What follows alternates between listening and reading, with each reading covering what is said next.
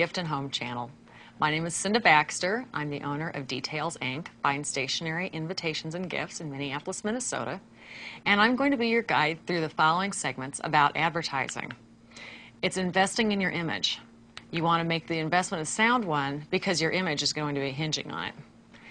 The first thing you have to do with any kind of advertising campaign is really assess who the audience is. You need to know who your customers are, but more than that, you need to understand their lifestyles because that's going to determine the best outlets for you to go to.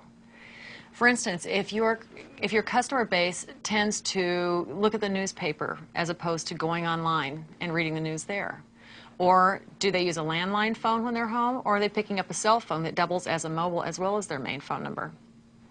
Are they listening to CDs when they have some downtime, or are they plugging into an iPod?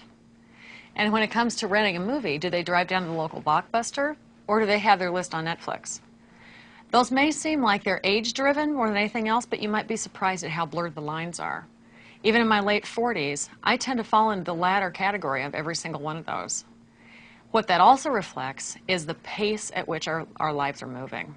If your clientele is younger especially, and they're more plugged in, odds are they're making decisions more quickly, and they get bored more quickly.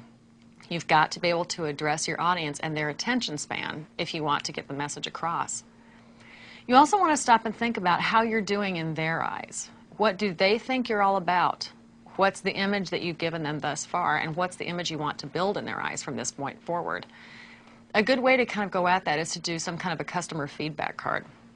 Now, we've got a card that we developed that we slip into the bag of every custom order that walks out the door. It's postage paid, pre-addressed, and a really simple form for them to go through and tell us, first, how did they find us? What was the experience when they came into the store? Did they find the things they were looking for? When they placed an order, did the order come in a timely manner, or did it take a little longer than expected?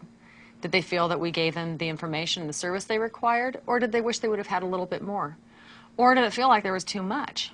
We make sure that we ask very simple questions with 2 or 3 answers to choose from so that we get a handle on what our pace is here in the store and how it's working for them. We also have a section at the end where they can fill in their own customer comments.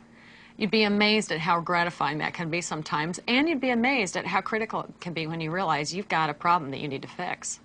At the very end, we include a place for them to check mark and sign off, giving us permission to quote it if we so desire.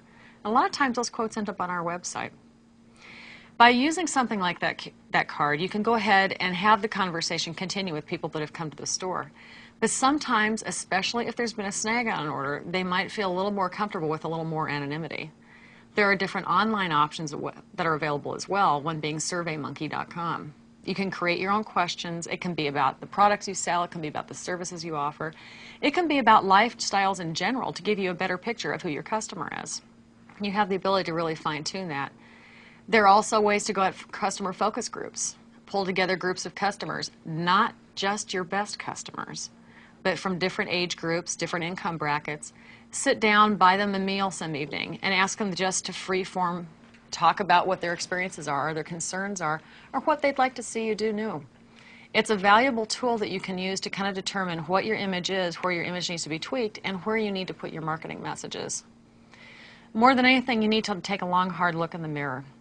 You need to be able to assess not only your strengths, but recognize where your weaknesses might be.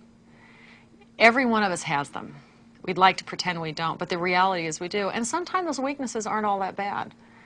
But you need to really consider where your money is going to be spent, and that's step 1.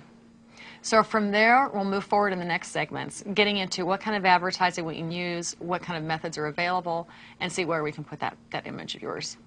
Again, I'm Cinda Baxter, and I thank you for watching, and we'll see you in the next segment.